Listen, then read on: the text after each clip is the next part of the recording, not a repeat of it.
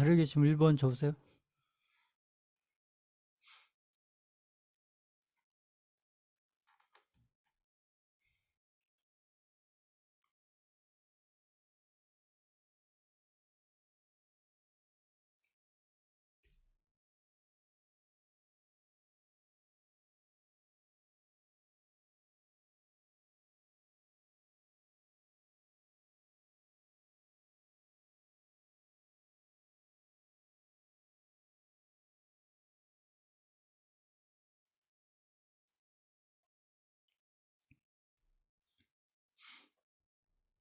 자, 저희가 보유하고 있는 그 포트폴리오들 그 기술적인 해서 해보겠습니다. 제가 아까 그 이평선을 쭉 설명을 드렸는데, 이게 이제 비트코인입니다. 비트코인을 이제, 이게 이제 이 주봉을 제가 주로 보면서 이렇게 설명을 드리고 있는데, 우리가 이게 저희는 이제 중장기 투자를, 저는 중장기 투자를 하는 거니까, 이게 중장기 투자를 할 때, 이제 일봉, 주봉, 월봉에서 중장기 투자를 하는 데 있어서 우리가 중간중간에 어떤 투자를 관리하기 위해서 그 많은 내용들, 많은 흐름들을 이렇게 이제 판단하는 데서 이게 중장기 투자에서 주봉을 중심으로 보시면 돼요. 이게 중장기, 우량주라든지 지금 비트코인이라든지 이런 종목들, 그다음 저희 개별주도 어차피 이제 저희는 중장기로 하는 거니까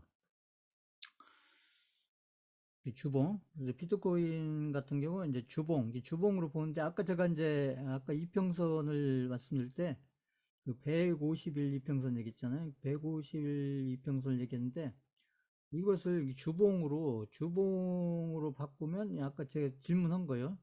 이게 30주 이평선이 되는 거죠. 그래서 30주 이평선을 제가 그려놨어요. 그 30주 이평선이 이게 녹색 있잖아요. 녹색으로 그려놓은 게 이게 30주 이평선인데 여기 잘 보시면 이 녹색을 깨고 내려오니까 보세요. 여기 녹색, 이게 30주 이평선이에요. 이게 30주, 이 녹색이 이게 30주 이평선인데 30주 이평선인데 150일 이평선 여기 보시면 이게 이제 가격으로 따지면 이게 얼마예요? 보시면 6천만 원, 비트코인이 6천만 원을 깨고 내려왔잖아요. 여기 보시면 녹색을 깨고 내려올 때가 5,800 얼마? 5,800만 선 보시면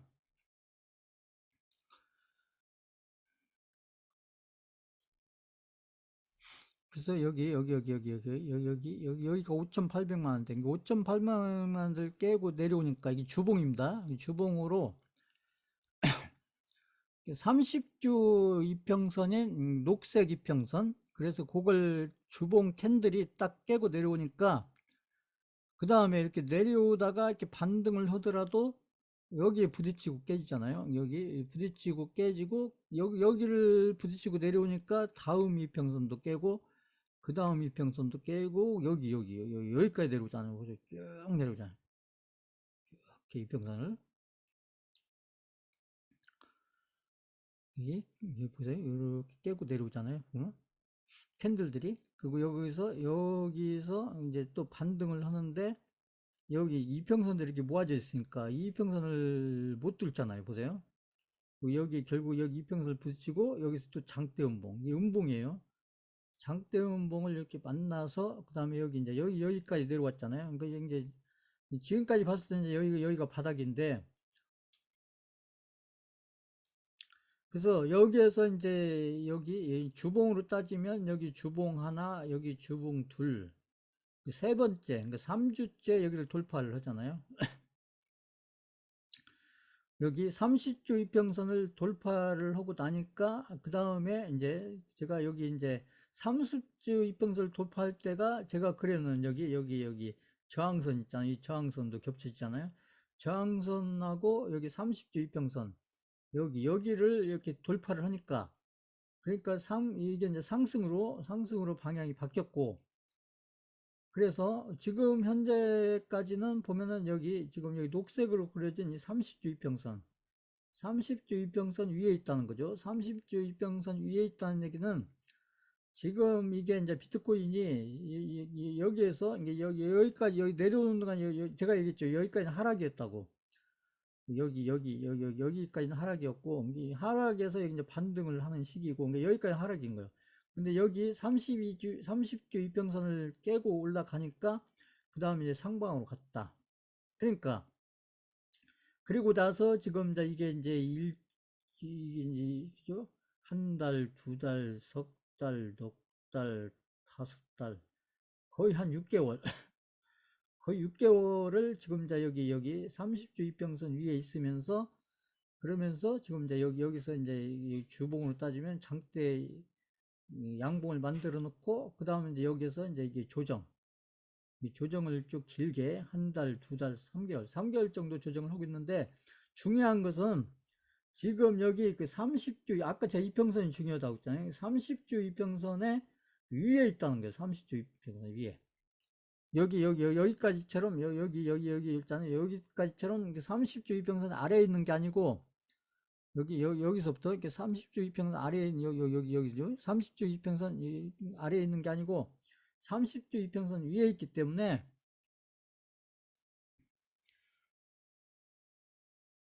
그래서 지금 비트코인은 지금 이제 여기서 막 여기에서 촥 치고 가지 않으니까 그렇지.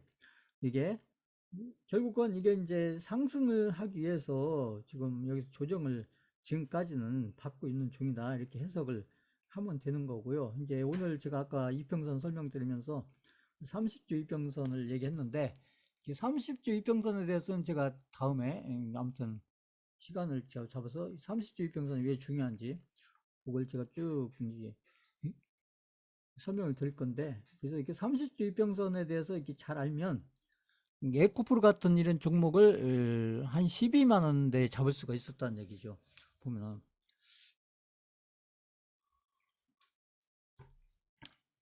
이 30주 이평선에 대해서 내가 이렇게 수많은 확인을 하고 그리고 30주 이평선에 대해서 내가 실전을 통해서 믿음을 갖게 되면 에코프로 같은 거 이런 거 12만 원, 13만 원에 있을 때 1억, 2억, 몇 억 이렇게 베팅할 수 있는 그런 근거가 된다는 것이죠. 그러니까 무조건 싸니까 들어가고 이게 아니고 30주 이평선이 과거에 실전적으로 어떤 종목에서 어떤 의미들을 줬었는지를 쭉 보면 그리고 나서 내가 또 실전을 해보면서 30주 이평선에 대해서 내가 어떤 믿음을 갖게 되면 어떤 기준으로서 믿음을 갖게 되면 이 30주 이평선이 이 30주 이평선이 이게 이 중장기 투자자한테는 굉장히 강력한 무기가 될 수가 있어요. 강력한 무기가.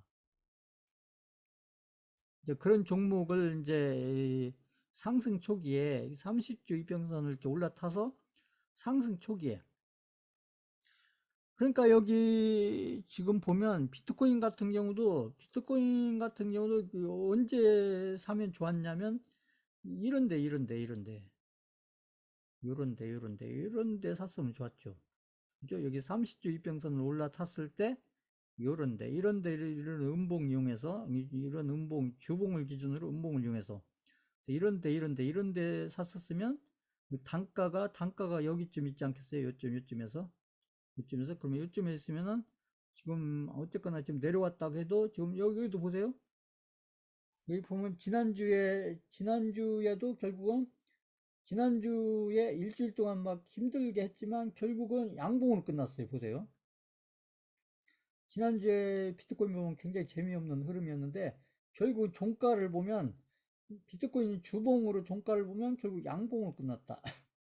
그 이번 주는 이제 오늘 월요일이니까 주초인데 지금 시작을 이렇게 양봉으로 시작을 하고 있다는 얘기죠. 보시면. 그래서 이제 이것도 이제 다음 주 월요일 날 이제 종가가 어떻게 끝나냐. 항상 종가가 중요해요.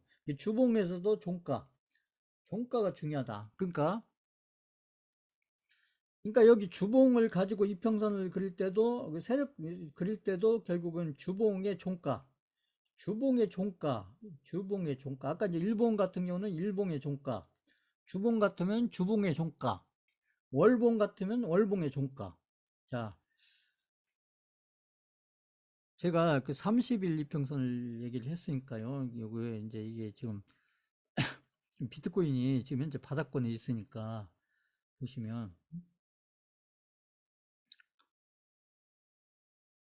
지금 보면 일본 같은 150일 이평선이 이게 노란색이에요. 노란색. 150일 이평선이 이게 노란색이고 지금 이제 지금 여기 이렇게 지금 이렇게 막 흘러내리는 것처럼 이렇게 지금 이렇게 오랫동안 이렇게 제가 얘기한 고점을 지금 이렇게 지금 여기까지 좀 하락. 그죠? 여기 앞에 깨고 내려오고, 앞에 깨게 내려오고, 내려왔는데, 여기 보면 여기 151평선도 깼었어요. 151평선도 깼었는데, 근데 여기에서 151평선을 깨고 이렇게 갔으면 이게 하락이 연장이 될 수가 있는데, 다시 올려놨잖아요. 보세요. 여기 151평선 위로 올려놨다. 이게 일봉입니다. 이게 일봉. 151평선 위로 올려놨다. 이게 좋은 그림을 지금 그려놓은 겁니다. 자, 이게 일봉, 주봉, 그 다음에 월봉으로 한번 보시면, 비트코인을 오래간만에 월봉으로 한번 보시면,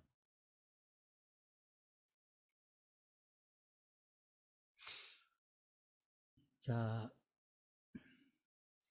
비트코인 보세요. 월봉에서는, 아까 제가 채팅창에 써보라고 했죠.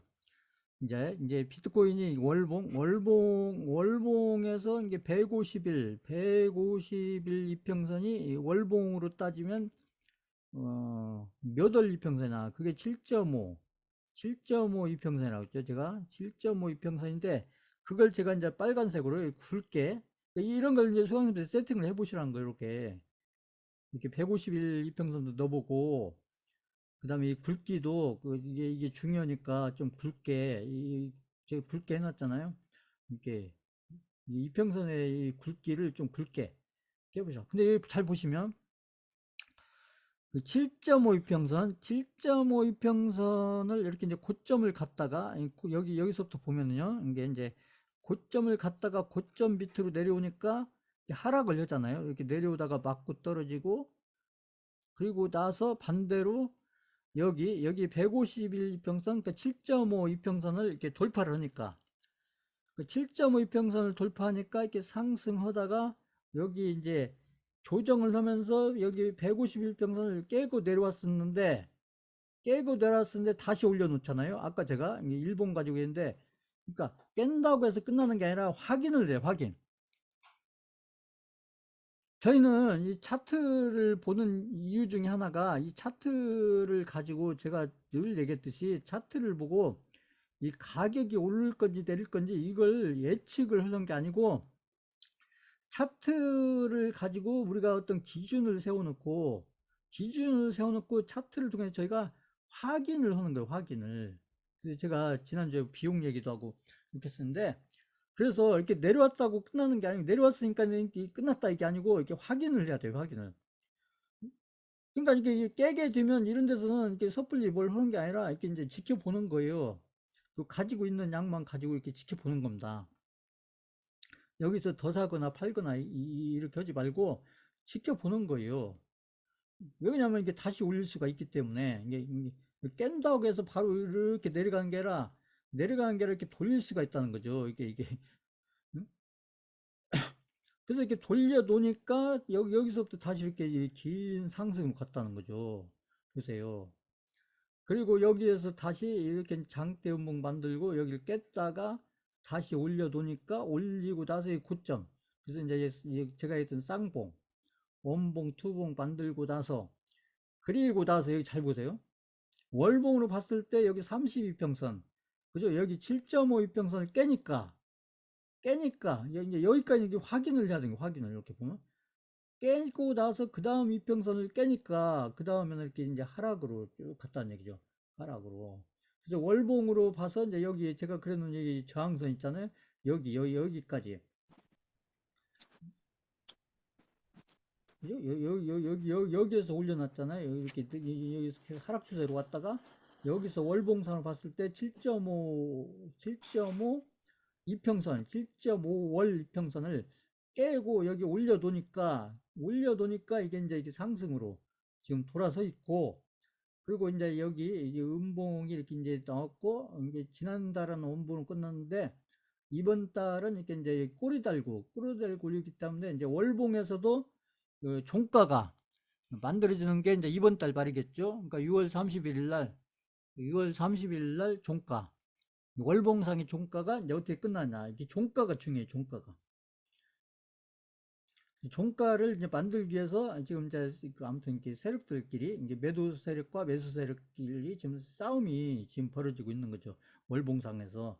그래서 이제 이게 이제 음봉으로 끝나냐, 양봉으로 끝나는 이제 종가를 봐야 아는 거고, 이제 종가가 어떻게 그려질 건지 그것은 이제 지켜보면 되는 건데, 지금 이제 오늘 제가 이제 이평선 설명드리면서 저희한테는 이 151 이평선이 가장 중요한 이평선이고, 그리고 저희는 이제 이게 우량주를 가지고 아니면 개별주를 가지고 이렇게 중장기를 해서, 그래서 작은 수익이 아니라 이게 거의 대박에 가까운 큰 수익을 저희는 만들어야 되기 때문에, 그럼 기준으로 삼는데 이평선에 대해서 저희가 많은 걸 공부해야 되지만 그걸 다 할 수는 없는 거고, 저희 투자 패턴 아니면 저희 투자 스타일에 가장 적합한 그 이평선이 제가 봤을 때는 이 150일 이평선이고, 이게 이제 주로 따지면 30주 이평선이고, 월로 따지면 7.5 이평선이다.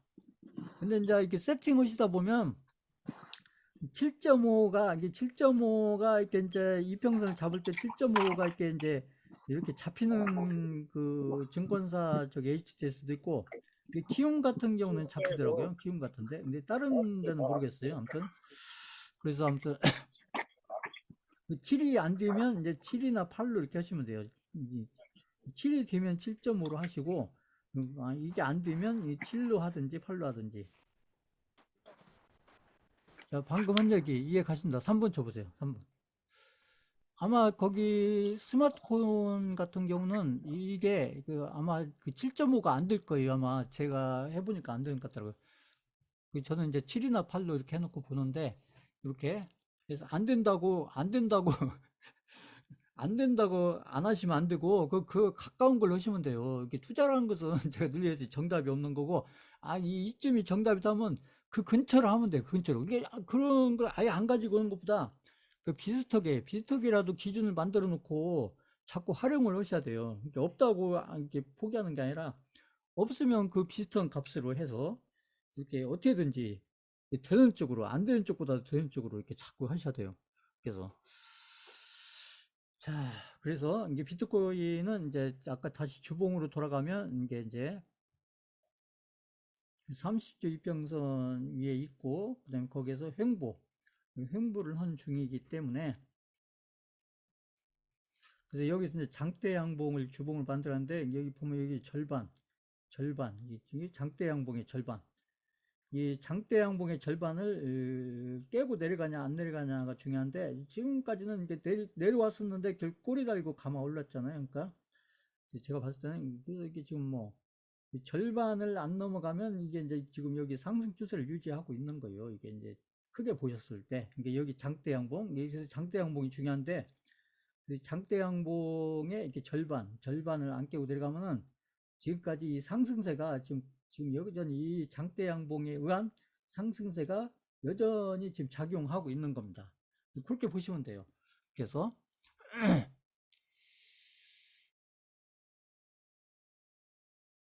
그러니까 이렇게 장대 양봉을 주봉상으로 장대 양봉을 만들 정도면 이게 큰 세력이죠. 큰 돈 가든 세력이니까 이렇게 장대 양봉을 그릴 수 있는 거죠. 근데 이 세력이 이렇게 장대 양봉을 그려놓고, 이 세력이 이제 관리를 이 정도 선에서 이렇게 관리를 큰 틀로 이렇게 보시면 돼요. 그러면 이게 이제 이 시간이 지루해서 그렇지, 이게 보면 이제 가격적으로는 이렇게 이제 어떤 선을 지금 지켜내고 있다, 그렇게 보시면 되는 거고. 그래서 비트코인은 시간만 이렇게 지루하게 지금 가고 있는 거지, 지금 이게 기술적으로 봤을 때는 막 어떤 리스크가 크고 막 위험한 쪽으로 그림이 그려지고 지금 그런 그림은 아직까지는 아니다.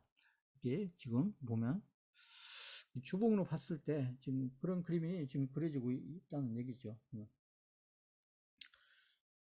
그리고 이제 RSI로도 이제 60 넘고 여기 뭐 한 70 이렇게 좀 터치고 내려왔는데 보면은 뭐 이게 뭐 아무튼 여기 막 70 넘어가서 막 80, 90 이렇게 돼야 이게 과열 구간이지 아니에요. 아직은 아닙니다. 중간에 이제 중간에 여기에서 여기까지 거의 한 100% 올랐으니까 그죠? 이거 2천만 원 초반 4천만 원 근처 가시면 거의 여기 한 100% 올랐으니까 조정을 받아야죠. 이게 그렇잖아요. 여기에서 여기까지 거의 100% 올랐으니까 조정을 받아야죠. 조정을. 그런 과정입니다. 그러니까 앞에 또 매물들도 많이 이제 소화를 해야 되고 보면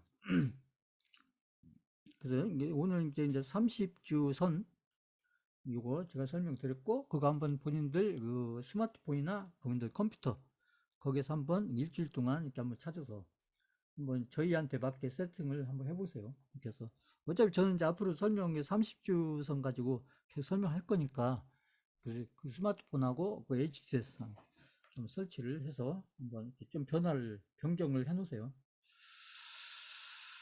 자, 이렇게 보시면 돼요. 다른 사람들하고 뭔가 좀 다르게 해야죠. 다른 분들하고. 한번 뭘 다르게 해도 다르게 해야 돼요. 다르게. 똑같이 하시면 안 돼요. 종목을 찾을 때도 다른 사람들하고 다르게 찾아야 되고, 이렇게 관리를 할 때도 기준선을 잡을 때도 남들이 안 보는, 남들이 많이 보는 거 아니 말고 남들이 안 보는 어떤 좋은 어떤 기준을 딱 내가 잡아서 그것을 반복 훈련해 가면 돼요. 그래서 그래야 경쟁력이 있습니다. 남들도 다 쓰고 있는 무기 가지고 오면 같은 무기를 가지고 있는 사람들하고 경쟁을 해야 되잖아요. 그러면 이기기 쉽지 않잖아요. 그렇게 해가지고. 자, 그 다음에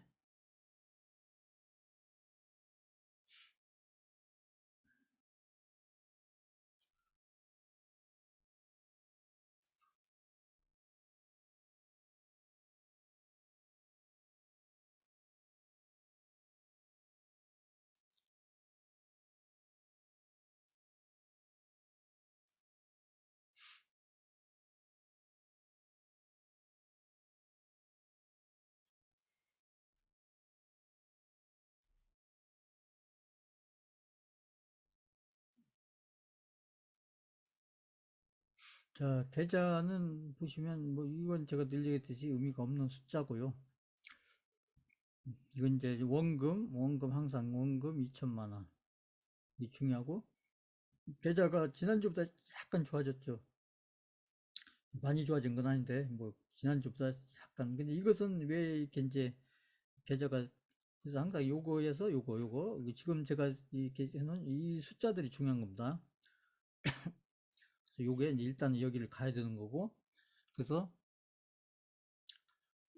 지금 이제 계좌가 좀 약간 좋아진 것은 지금 제가 얘기했던 이제 건설주들이 지금 러시아 우크라이나 이게 재건과 관련해서 회담이 열리고 있잖아요. 그러니까 우리 정부하고 러시아 우크라이나 쪽하고 해서 그런 것들이 지금 이제 이렇게 테마 비석에서 이 건설주 쪽에 이렇게 이제 좋은 영향을 주니까 그러니까 이제 저희가 건설주들 많이 들고 있는데 그 건설주들한테 지금 이제 어떤 흐름이 지금 제가 봤을 때 좀 서서히 오는 것 같아요. 그러니까 이제 우크라이나 러시아 아무튼 그 재건주부터 해서 이렇게 해서 그 지난주에는 또 이제 뭐 무슨 도로 지하화 뭐 이런 것들 얘기하면서 또 그 건설주들이 좀 꿈틀했고요.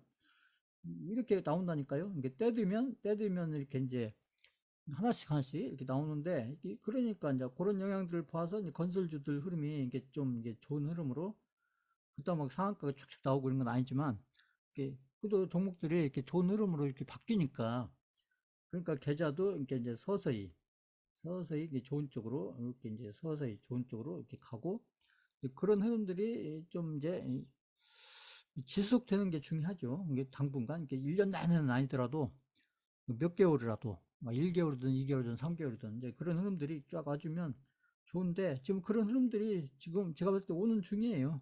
지금 봤을 땐. 그러니까 그게 이제 계좌에서 조금 변화를 가져오는데, 이게 좋은 쪽으로 변화를 가져오는데, 그런데도 이제 막 유튜브 이런 데 보면 또 뭐 시장 폭락 얘기하고 막 시장 급락 얘기하고 뭐 이렇게 얘기하시는 분들이 항상 있어요, 항상. 보면. 근데 이제 그런 얘기들도 뭐 무슨 경제 지표 가지고 그런 설명들도 어떤 근거를 가지고 설명을 하겠지만, 중요한 것은 제가 늘 얘기하지 종목입니다. 이게 종목을 가지고 결국은 뭐 어떤 경제 지표가 안 좋아질 거니까 일단 종목을 다 팔고 있다가 나중에 다 싸졌을 때 그때 또 많이 사가지고 뭐 그게 말이야 쉽죠, 이론이야. 쉬운데 종목을 그렇게 샀다 팔았다 하면은 어떻게 종목을 두 배짜리 세 배짜리를 만들어가는 얘기예요. 종목을 경제 지표가 안 좋고 예를 들어서 시장이 조정을 받는다고 하더라도 그때도 올라갈 종목은 또 올라간다는 거죠. 그러니까 근데 어떤 종목을 이렇게 두 배짜리 세 배짜리 만들어 가려면 이 조정 받을 때 조정 받더라도 그 종목을 좀 오래 들고 있어야 그 두 배짜리 세 배짜리 이런 걸 만들어 주는 거지. 경제 지표 따라서 샀다 팔았다 하면 그렇다고 또 경제 지표대로 또 시장이 또 뭐 이렇게 100% 맞는 것도 아닌 거고, 그게 그 부분을 제가 계속 말씀드리는 겁니다. 이게 경제 지표가 제 의미가 없다는 게 아니고, 이게 경제 지표도 이렇게 참고는 하긴 하되, 중요한 건 종목이고, 그 종목을 어떻게 긍정적인 해석을 하면서, 그러면서 이렇게 좀 중장기로 이렇게 오래 이렇게 버티면서 끌고 가냐. 그게 경제 지표보다 저는 훨씬 더 중요하다. 이렇게 보는 거예요. 그래야 내 계좌에서 어떤 종목이 하나씩 둘씩, 50%짜리든 100%짜리든 200%짜리든 이런 종목이 만들어지는 거지. 이 경제 지표 따라서 막 종목을 다 팔았다가 또 다 샀다가 이러면 말이야 쉽지만, 응? 그렇게 해가지고 그 종목 하나라도 몇 배짜리를 만들어내야 본인 계좌에서 의미가 있는 거죠. 그렇잖아요. 저하고는 좀 생각이 다른 것 같아요. 그러니까 그런 분들은. 그러니까 자, 그 다음에 이제 시장을 좀 보겠습니다. 시장을 보면 먼저 이렇게 이제 오늘 누가 사고 누가 팔나 오늘 보면 역시 또 개인이 샀죠. 개인이 왜 샀나, 뭔 종목 샀는지 모르겠지만, 이게 개인이 뭐 코스피도 사고 코스닥도 사니까, 그러니까 당연히 코스피도 내려가고 코스닥도 내려가고. 근데 외국인은 매도를 하고, 기관은 뭐 별 의미가 없고요. 그래서 오늘은 개인들이 사고 외국인이 팔고 양시장. 그러니까 코스피도 떨어지고 코스닥도 떨어지고, 코스피도 떨어지고 코스닥도 떨어지고. 근데 아까 저희 계좌는 음, 오히려 조금 불어났다. 그건 왜 그러냐? 그 건설주. 오늘 이렇게 이제 오늘 보면 코스피 코스닥이 다 떨어졌지만 이때 건설 업종의 종목의 흐름들은 좋았다는 거죠. 이게 막 무슨 막 상한가를 가고 이런 건 아니지만 이런 거예요. 이게 그러니까 이게 어떤 업종에서 어떤 종목에서 성공하려면 이게 좋을 때 싫을 때 이걸 다 가려서 샀다 팔았다 하면 그게 더 계좌를 더 좋게 만들 것 같지만 현실적으로는 그게 이론적인 얘기입니다. 그게 매매하시는 분들은 그렇게 해야겠죠. 매매 5% 10% 뛰기 하는 분들은 그 경제지표 따라 그 경우도 의미가 있어요. 근데 왜 그러냐면 어떤 종목을 막 길게 수익 내려고 들고 하는 게 아니기 때문에. 그러나 그러니까 이제 그 경제지표를 가지고 얘기하시는 분들은 그 매매자, 그 단기나 단타 매매자들을 염두에 두고 하는 얘기지, 저희처럼 중장기를 목표로 이렇게 하는 투자자한테는 그분들이 얘기하는 얘기가 좀 이렇게 이제 어떻게 보면 맞는 부분도 있지만 또 안 맞는 부분도 많이 있다. 이제 이렇게 생각을 하면서 유튜브를 보시더라도 그런 기준을 잡고서 보셔야 된다. 그냥 무조건 휩쓸려 들어가시면 안 되고, 그러면 그렇게 휩쓸려 가면 지금 저한테 받는 이런 교육이 의미가 없는 거예요.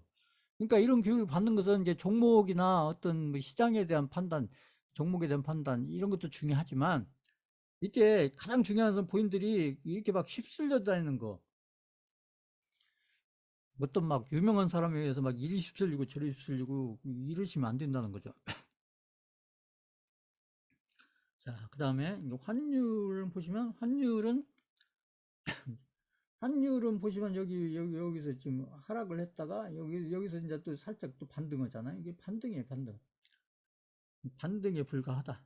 이런 얘기고요. 이 반등하다가 또 다시 제가 또 여기를 좀 깨고 내려간다. 보세요. 이 시간이 이제 얼마 걸리냐 문제지. 결국 이제 반등하다가 또 내려오다가 반등하다. 그렇게 되겠죠. 그래서 환율이 이렇게 뭐 여기서 막 이렇게 치고 올라가는 게 아니고 여기를 돌파해서 막 치고 올라가고 막 이런 게 아니고 뭐 이 범위 안에서는 여기는 어차피 벗어났으니까 결국 이선 결국 이 선을 멈추잖아요. 보세요. 여기 그러니까 이렇게 선을 그어 보시면 돼요. 선을 결국 반등을 하더라도 이 선을 못 넘어가잖아요. 보세요. 이게 그러니까 이 선이 굉장히 중요한 선인 거죠. 보시면 자, 그 밑에 있다. 그래서 이 차트를 보실 때는 이렇게 이 선을 자꾸 그어보세요. 선을 그래서 매물대, 저항선, 지지선, 추세선 이런 선들을 자꾸 그려봐야 흐름이 보입니다. 그렇게 해야 제가 자꾸 선을 그리잖아요. 보시면 그러니까 혼자 보실 때도 이렇게 선을 자꾸 그려보세요. 이렇게 이런 데 가격 올르고 내리고 이런 거 보지 마시고 그 의미 없어요. 그건 다 지나간 건데 그렇잖아요. 흐름을 보고 앞으로 흐름의 방향을 이렇게 좀 어느 정도 이렇게 이제 판단하면서 그러면서 내가 앞으로 대응을 어떻게 할 건지 이것을 미리 생각해 놓기 위해서 그러기 위해서 저희가 이제 기술적인 해석을 하는 거죠. 그죠? 자, 그 다음에 시장을 보시면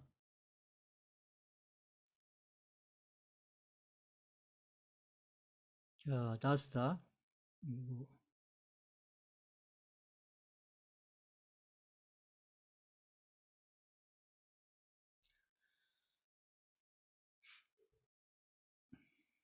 자, 여기 보세요. 제가 다 세팅을 해 놨거든요. 여기 보면 이 나스닥이 이게 150 제가 해 놨잖아요. 150 이렇게 이거 없는 거예요. 제가 이렇게 세팅해 놓은 겁니다. 수강생분도 이렇게 하시라고요.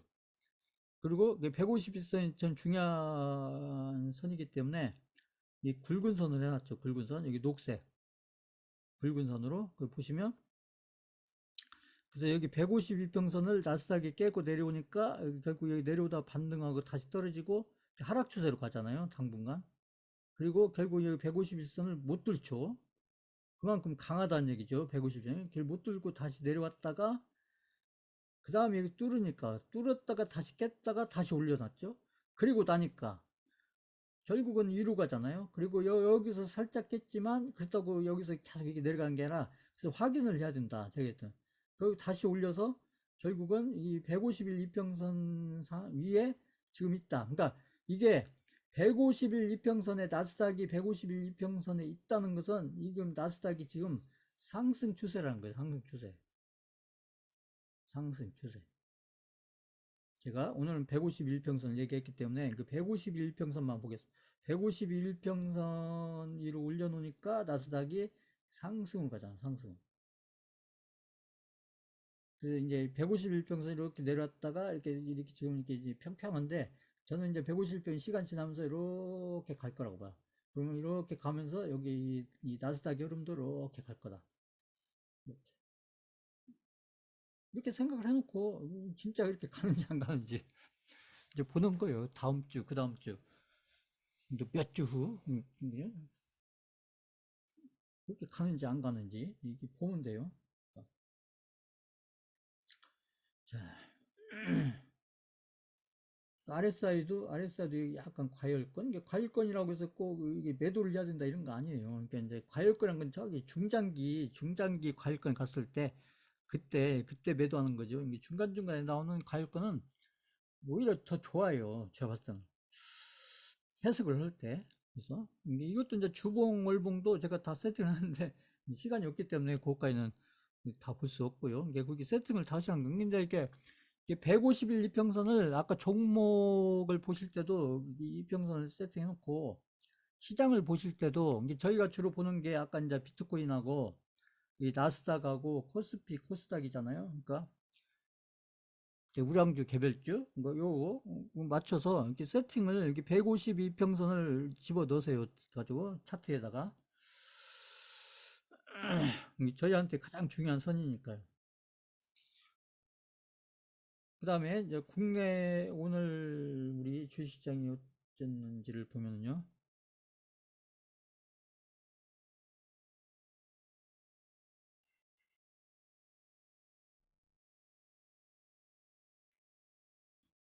우리 코스피 코스닥도 제가 152평선을 다 넣어놨어요. 보면 자, 위에가 코스피입니다. 위에가 코스피고 밑에가 코스닥인데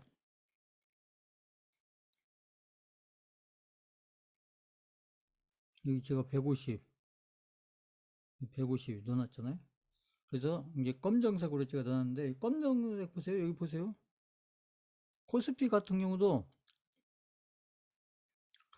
여기를 올라서니까 여기 152평선 올라서니까 여기서 눌렸다가 이렇게 올라가고 그 다음에 이제 위에 있죠. 보시면 근데 여기 살짝 깼었는데 다시 올려놨죠.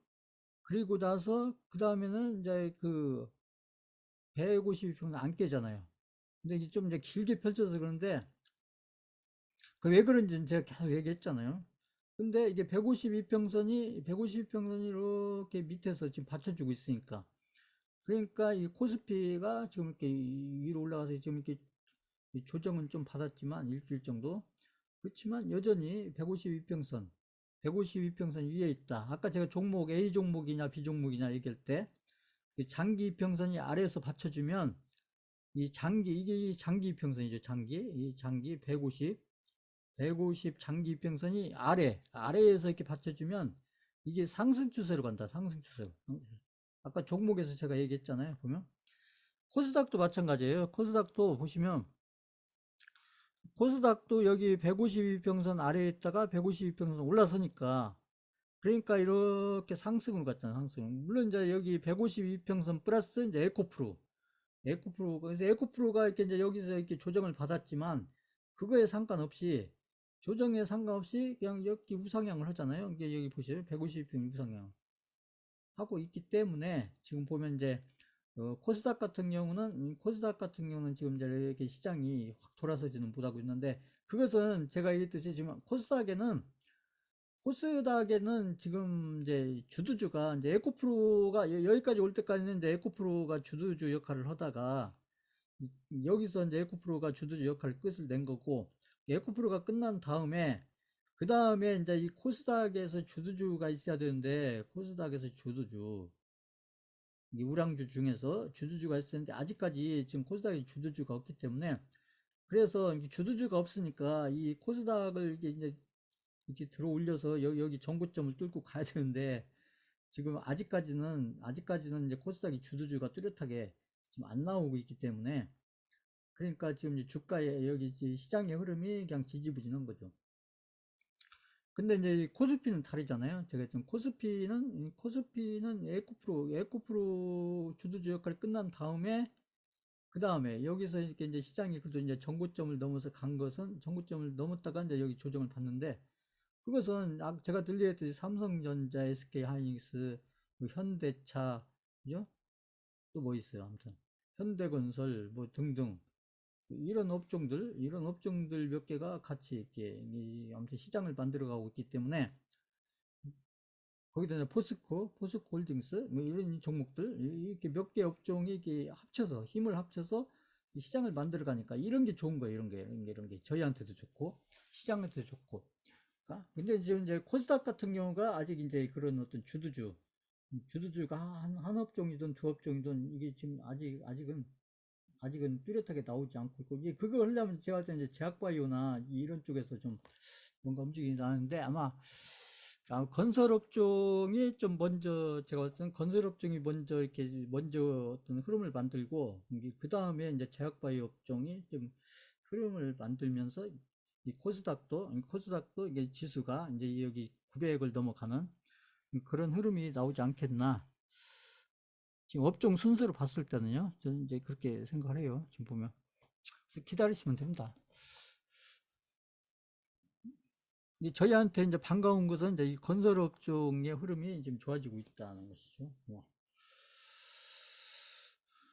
그 다음에 이제 종목으로 보면 이제 그 삼성전자.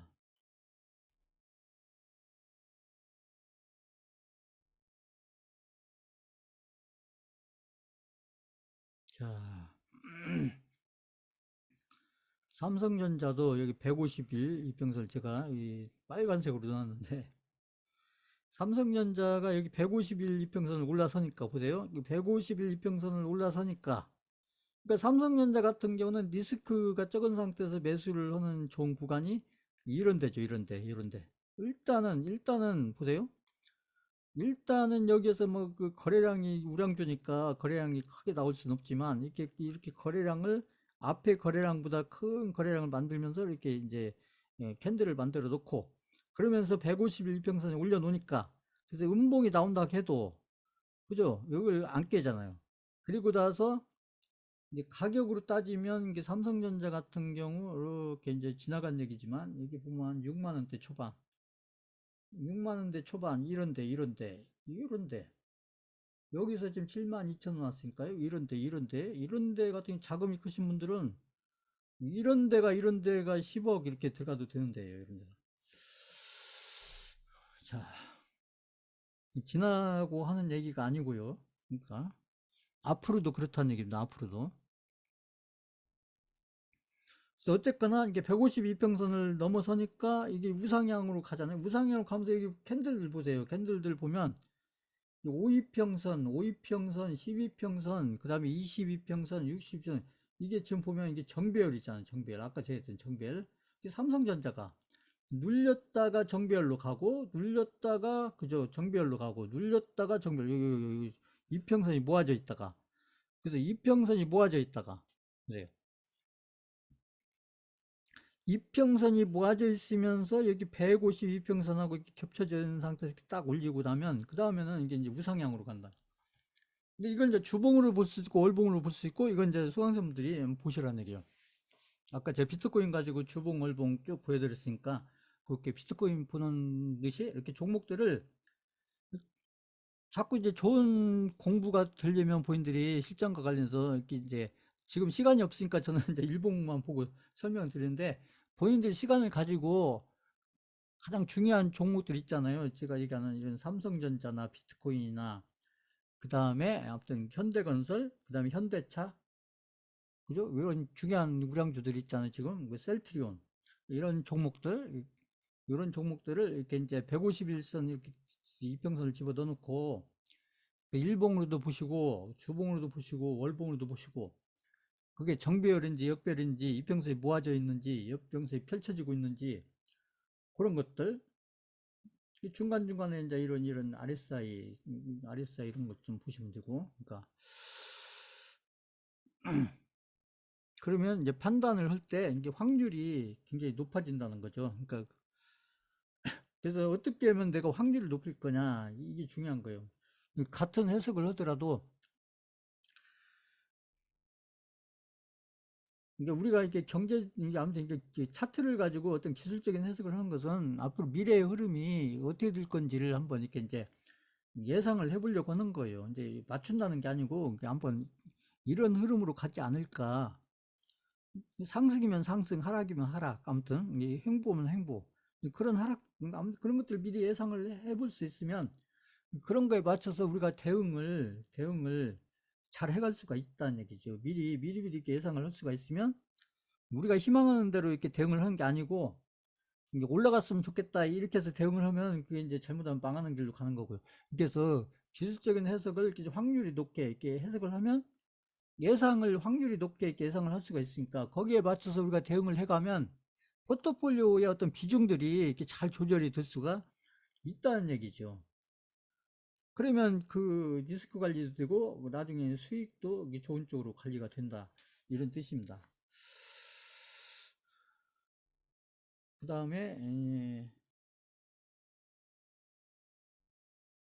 현대 현대건설을 보세요. 현대건설도 여기 이게 보면 152평선 밑에 있다가 152평선을 여기서 올라섰잖아요. 여기서. 근데 여기서 특히 이제 여기 거래량을 좀 키우면서 제가 했던 여기 이제 확실하게 딱 올려놓고, 그 다음에 현대건설이 이렇게 이제 상방향으로 이렇게 가고 있잖아요. 근데 이평선이 중간중간에 이게 모아졌다가 펼쳐졌다, 모아졌다, 펼쳐졌다. 그죠? 하고 여기서 이제 이렇게 시장이 조정을 받으니까 같이 조정을 이렇게 음봉 그리면서 그랬다가 결국은 여기 152평선을 살짝 깼다가 다시 올려놓잖아요. 보세요. 그리고 나서 여전히 151 이평선 여기도 살짝 깼다가 다시 올려놓고, 그리고 오늘 같은 경우에 이제 여기 거래량이 좀 늘면서 여기 캔들도 양봉을 만들어 놓는, 그래서 여기 이렇게 조정받았던 캔들들을 여기서 여기의 고점을 여기 캔들 하나로 딱 넘어가잖아요. 보세요. 이 거래량 만들면서.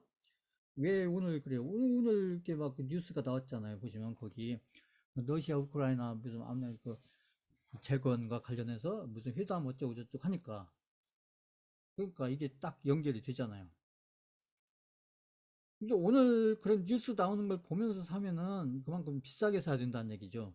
보면은 미리 사놓고 기다려야 되는 거죠. 그러니까 이제 그래서 그 건설주의 대장주인 이 현대건설 같은 경우에 이게 150일 이평선에 있다, 위에 있다. 그래도 깨더라도 바로 올려놓고 바로 이렇게 깨더라도 바로 올려놓고 깨더라도 바로 올려놓고 이렇게 하고 있다. 이런 것들을 이제 머릿속에 딱 놓고 있으면 되는 거죠. 그러니까 이제 현대건설이 이렇게 좋은 흐름으로 이렇게 이제 흐름을 만들고 있으니까 지금 이제 저희가 팔긴 했지만 이 지금 이제 러시아 우크라이나 그 재건과 관련해서 지금 대장주는 삼부 토건이에요. 이게 삼부 토건인데 저희는 팔았죠. 팔았는데 팔았으니까 이게 안 가야 된다 이렇게 생각하시면 안 돼요. 팔았더라도 이 삼부 토건이 이게 대장주기 때문에 이렇게 흐름을 잘 만들어 줘야, 그래야 이 건설업주 중에 중수형주들 이 대장이 이렇게 좋은 흐름을 가야 나머지 종목들, 저희가 들고 있는 나머지 종목들이 좋은 흐름으로 가기 때문에 저희가 안 들고 있더라도 이 대장주가 이렇게 잘 가기를, 이렇게 그렇다고 이렇게 지금 쫓아가서 하고 이러면 안 되는 거고요.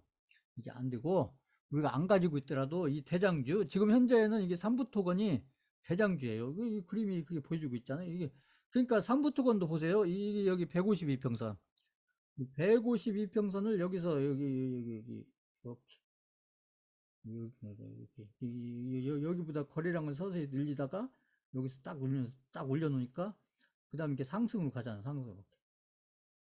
그리고 이제 이렇게 가다가 오늘 그런 뉴스하고 딱 연결되니까 아까 현대건설도 마찬가지지만 이렇게, 그래서 그 여기 150일 넘으면서 제가 했던 이제 RSI, 그러니까 여기 보면 여기 딱 하면서 RSI가 여기 RSI가 75 이상 이 감매수권에 들어왔잖아요. 감매수. 여기가 매도냐 아니라는 거죠. 그러니까 여기 152평선 넘으면서 이 감매수권 들어왔다. 이게 보면 이 확률을 굉장히 높여놓은 거죠. 그러니까 이제 이런 종목들 같은 경우 이게 152평선을 넘고 여기 감매수권에 있고, 그리고 거래량도 여기 이게 앞에보다 이렇게 두세 배 커지고 이러면 이런 데가 베팅 자리가 되는 거예요. 베팅 자리.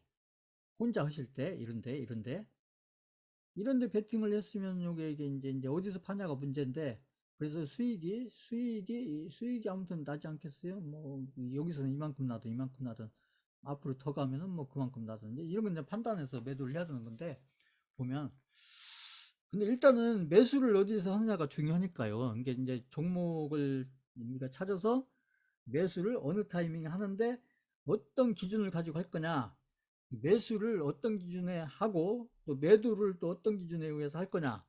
그래서 기준을 잡을 때 이 152평선이 우리 중장기 투자자한테는 중요한 어떤 매수 매도에 대한 어떤 중요한 기준을 준다 이런 얘기고요. 근데 이제 그 아까 에코프로를 안 봤는데요. 그 에코프로를 잠깐 보면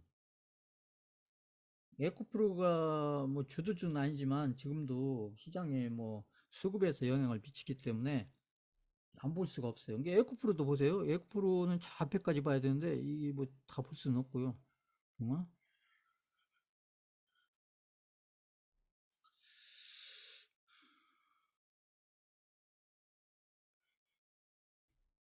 일봉으로 보면 이게 잘 안 보이니까요. 에코프로를 한번 주봉으로 보시면 에코프로가 이게 30주선, 이 30주선이 151평선이에요. 그러니까 여기 보니 막 이 앞에 이게 가격이 막 큰 가격이 아니기 때문에, 그래서 제가 이 빨간색으로 그리는 여기 있잖아요. 여기 보시면 주봉으로 보시면 여기 있잖아요. 여기 이 캔들이 잘 안 보이죠? 캔들이 이렇게 올라가는 여기 보세요. 여기 5만 원인데 5만 원 사기는 쉽지가 않고요. 여기 있잖아요. 여기 빨간 선을 올라선 여기 보시면 여기 장대 거래량 나오면서 이게 주봉입니다. 주봉상에서 장대 거래량 나오면서 여기 보면 확실하게 여기 30주 이평선 올라선 이런데, 그러니까 요런 구간 이 5만 얼마잖아요. 5만 얼마? 여기를 잡아도 9만 원, 10만 원. 그래요? 9만 원, 10만 원. 그러니까 지금 이게 지금 다 30주 이평선 위에 있는 거예요. 보시면 여기 같이 이제 캔들하고 같이 지금 그려져서 이 구분이 안 되는데, 여기 살짝 깼다가 올려놓잖아요. 여기도. 근데 아무튼 요 선 위인데 여기 30주 이평선을 보고 에코프를 산다고 했으면은 원래 어느 정도 가격에 살 수 있었을 거냐, 지나간 얘기지만요. 그래서 가장 안전하면은 여기 14만 5천 원, 14만 5천 원, 15만 원. 그죠? 여기 정구점을 깨는 요 자리 있잖아요. 이제 여기 30주 이평선에 올라탔으면서 여기를 이어보면 요게 여기 보시면 이게 13만 원, 14만 원, 15만 원. 15만 원에는 살 수가 있었다는 얘기죠. 15만 원에 사는데 에코풀 같은 게 15만 원에 사는데 이게 조금 사는 게 아니라 이건 이때마다 시가총이 조 단위가 드는 거니까요. 그러니까 이럴 때는 1억 이상 살 수가 있는 거죠. 이런 기준을 가지고 이런 기준을 내가 믿을 수가 있으면, 이런 기준을 내가 이 경험을 통해서 이런 기준은 내가 진짜 확률이 높다, 이렇게 내가 믿고 있으면 누구한테 물어볼 게 아니라 본인들이 이런 기준에 의해서 매수를 해서 관리를 하면 되는 거예요. 뭐 누구한테 물어볼 필요 없어요. 보시면. 자, 이거 이해 가세요? 이게 엄청난 무기죠, 이런 게. 특히 우량주에서는. 자, 그래서 에코프로가 이게 아무튼 150일 이평선, 그 1, 이평선에도 마찬가지. 1, 이평선도 그 가격대예요, 보시면. 근데 이제 그걸 보려면 저 앞에까지 봐야 되니까 제가 주봉 가지고 보여드렸는데, 자, 이렇게 적용을 하시면 된다. 지나간 거에 하니까 맞는 거 아니냐? 아니라는 거예요. 앞으로 우리가 잡을 종목도 그렇다는 것이죠. 그래야 의미가 있죠. 지나간 거에만 맞으면은 그게 아무 의미가 없죠. 그게. 근데 이제 여기서 보면 이제 에코프로가 지금 보면 주봉으로 보면 아직도 여기 30주 이평선이 상승 중이잖아요. 아직 안 꺾였기 때문에 아직까지는 이제 여기를 넘어가냐 안 넘어가냐가 문제인데, 아직까지는 여기 30주 이평선으로 봤을 때는 아직까지는 상승 중이에요. 상승 중. 아직까지는. 근데 여기 보면 이제 그죠? 여기 보면 이제 지금 상승 중이면서 아직까지도 이게 정배열 상태잖아요. 보세요. 이 120, 이 120, 60, 이 30 주선을 보면, 그다음에 여기 50 해서 이제 보면 이게 정배열. 아직까지는 정배열 상태. 거기다가 30 주선이 지금 상승 중이다. 이제 언젠가 가면 이제 이 30주선하고 여기 고점하고 아마 만나는 데가 올 거예요. 만나면서 이게 이제 꺾이는 데가 올 겁니다. 이건 이제 나중에 미래 얘기겠지만, 이게 이제 어디선가 만나면서 이게 꺾이면서 이게 30주 이평선을 여기 있잖아요. 이 캔들들이 깨고 내려가는 이런 데가 나올 거다. 그러면 아마 거기가 고점이 되지 않겠냐, 이렇게 생각을 해볼 수가 있는 거예요. 이제 앞으로가 중요하니까요. 그래서 이제 그런 타이밍 오면 또 이제 그런 그림을 보면서 또 해석을 하면 되니까요. 일단은 이제 이렇게 생각을 해놓고요.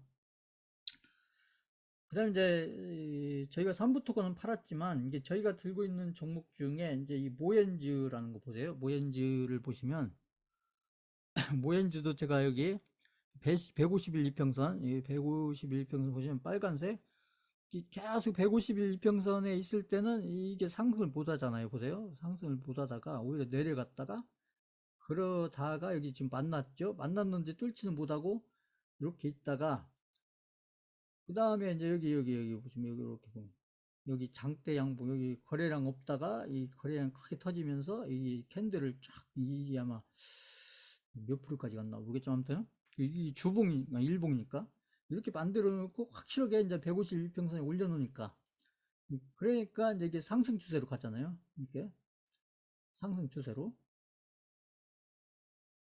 그죠? 그 다음에 이제 여기 62평선이 이렇게 이제 152평선이 위로 올라오면서 이 정배열로 바뀌고 있죠. 그러면서 이제 지금 이제 여기 어젠가 이렇게 상한가가 나왔는데 보면 지금 이 모엔즈 같은 경우 보세요. 그러니까 지금 한 달, 한 달이죠? 한 달, 두 달, 석 달 앞에도 오랫동안 이렇게 쫙 밑에 있다가 거기 윗가격 끌어올리는 데는 제가 늘 얘기했듯이 하루 이틀 여기 조정 받았지만 3일 하루 이틀 3일 하루 이틀 3일이니까 여기까지 끌어올리잖아요. 여기. 그러니까 제가 하는 얘기예요. 이게 이 계좌가 이 개별주를 가지고 이렇게 막 마이너스 30% 마이너스 40% 이렇게 있다가도 이런 개별주들 같은 경우는 이렇게 어떤 흐름하고 딱 맞아지면 이게 날수로 따져보면 이렇게 한 3, 4일, 그죠? 한 1, 2, 이런 건 크게 의미가 없으니까요. 실제 의미 있는 달은 한 3일, 하나, 둘, 셋, 한 3, 4일이면 그냥 이렇게 있다가 그냥 3, 4일, 그죠? 여기 보시면 한 3, 4일이면 그냥 원금 근처 가는 거예요. 수익까지는 아니더라도. 원금 근처. 그러니까 제가 걱정할 일이 없다. 이게 상장 폐지만 안 되면. 상장 폐지면 개별주이면서 그 세력들이 관리하고 있는 종목들은 나중에 때가 되면 이렇게 3, 4일, 이게 막 3, 4일 이어서 간 건 아니지만 이게 이렇게 앞당겨하고 여기서 이렇게 장대하고 간 건 아니지만 이렇게 실제 날수를 따지면 3, 4일이면 그냥 원금 근처 올려놓는다. 그게 개별주라는 거죠, 개별주. 근데 잘 보세요. 이게 보면 여기 어제 오늘 이게 모엔지 같은 경우 보면 이게 뉴스가 여기 오늘 나왔잖아요. 뉴스가 오늘 나왔는데 이런 파동은 보세요. 파동은 벌써 이게 보면 한 1주, 2주 전. 그렇죠? 파동은 한 2주, 3주 전에 나왔잖아요. 보세요. 그러니까 이런 게 선반영이라는 게 선반영 이런 게. 뉴스는 오늘 나왔지만은 이 파동을 만드는 것은 벌써 한 1, 2주, 그죠? 1주, 2주, 한 3주 전. 3주 전에 딱 만들잖아요. 어떻게 알고 만들겠어요, 이게?